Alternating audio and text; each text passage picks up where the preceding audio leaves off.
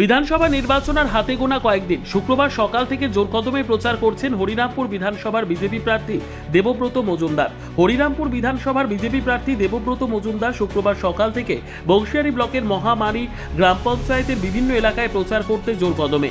26-এর বিধানসভা নির্বাচন আর মাত্র কিছুদিনের অপেক্ষা, তারপরেই ভোট ব্যাংকে কারপাল্লা ভারী তা আগামী 4 মে বিবেচিত হবে।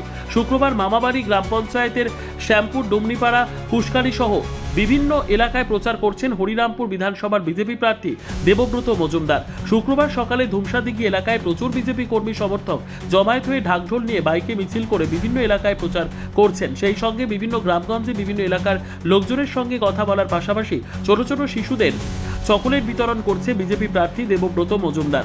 শনিবার বিকেলে কুশমন্ডি বিধানসভার খাগড়াকুড়ি মাঠে জনসভা করবেন প্রধানমন্ত্রী নরেন্দ্র মোদী। এই সভায় প্রচুর লোকজন হবে বলে আশাবাদী হরিরামপুর বিধানসভার বিজেপি প্রার্থী দেবব্রত মজুমদার। এ বিষয়ে হরিরামপুর বিধানসভার বিজেপি প্রার্থী দেবব্রত মজুমদার জানান, সংবাদটি নিবেদন করছেন স্বস্তিলোক উৎসব ভবন, গঙ্গারামপুর, দক্ষিণ দিনাজপুর। অভূতপূর্ব সাড়া, সর্বত্র পরিবর্তনের গন্ধ, পরিবর্তনের আওয়াজ, পরিবর্তনের শব্দ, বহিরাগত বিধায়কের বিসর্জনের বাজনা।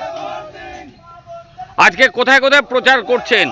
আজকে মূলত মহাবাড়ি অঞ্চলের বিভিন্ন এলাকায় প্রচারে আছি। এখন ডুমনিপাড়া হয়ে পুষ্কারি দিয়ে এদিকে বেরিয়ে যাব। সারাদিন প্রচার। কেমন সাড়া পাচ্ছেন? অভূতপূর্ব, অভূতপূর্ব সাড়া। বহিরাগত বিধায়কের বিসর্জনের বাজনা বাজছে চারিদিকে, আর সেই আওয়াজ পাচ্ছি মোর দেন 100%।